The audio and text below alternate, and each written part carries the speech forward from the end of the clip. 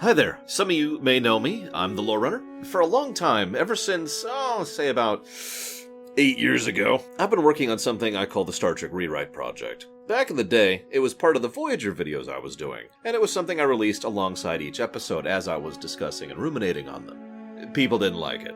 I was asked to quit, so I did. Many years later, I was covering TOS as well as Enterprise, and I just kind of started doing it again without really meaning to. I'd already mentioned things I would change in TNG and DS9, and I said, let's screw it. By this point, I'd met this cool dude.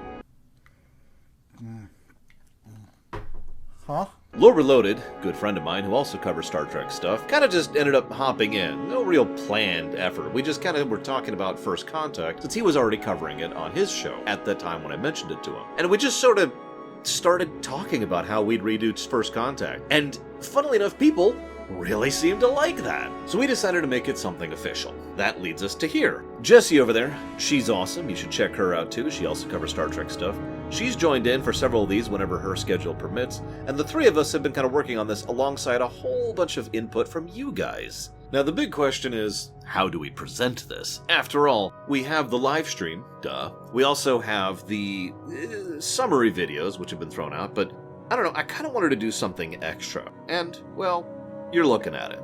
In addition to serving as an intro to the project, this video is to showcase the big stuff, aka the major changes we have made to the entire setting, and stuff that'll cross multiple shows. This will also cover, in brief, the general rules we've been following. Rule 1. No limits! That's actually a lie. But the general idea is we're doing this as if we had access to a holodeck and we were just remaking Star Trek within it. No limitations of time, or budget, or cast, or producers, or any of that other crap. That's all gone. We're just making some stuff that we want to make as good as we can. This leads me immediately to Rule 2. We are limiting ourselves to what already existed. We don't add a season to Enterprise, much as we would love to, and we don't add movies. We also don't subtract. Every episode and every movie has to be filled with something. This leads nicely into Rule 3. Continuity is key. Lore Reloaded likes to say that we're Babylon 5ing this, and I like the parallel. The idea really is to make all of Star Trek one cohesive whole. This is one of the reasons why we're so keen on feedback from you all,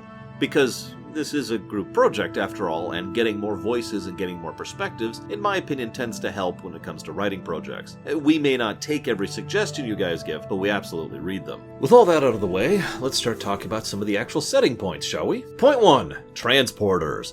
Originally designed to save money when it comes to landing the ship over and over, because this is a show that was made in the 60s, they unfortunately introduced dozens, if not hundreds, of problems to the writing staff who had to constantly find ways around them in order to make it so the adventure wasn't over in 10 minutes.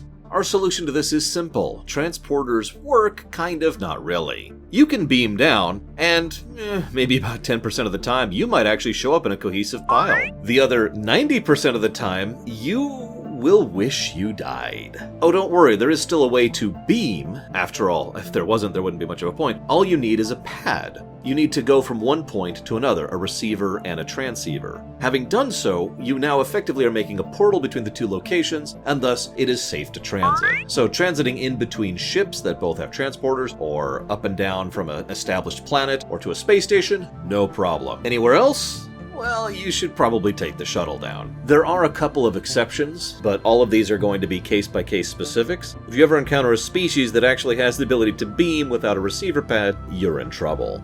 Next up is the Universal Translator, which doesn't exist, kind of technically. Instead, what we have is the Translator, which is a device which immediately and on-the-fly translates language into, English in our case, but whatever language that is that they can understand so that they can understand them. That language has to be programmed in, studied, and properly adjusted to fit the program. Thus, these updates have to go out regularly as they encounter new races. This also gives quite a bit to do for people who are linguists or otherwise communications specialists. Replicators cannot magically create anything.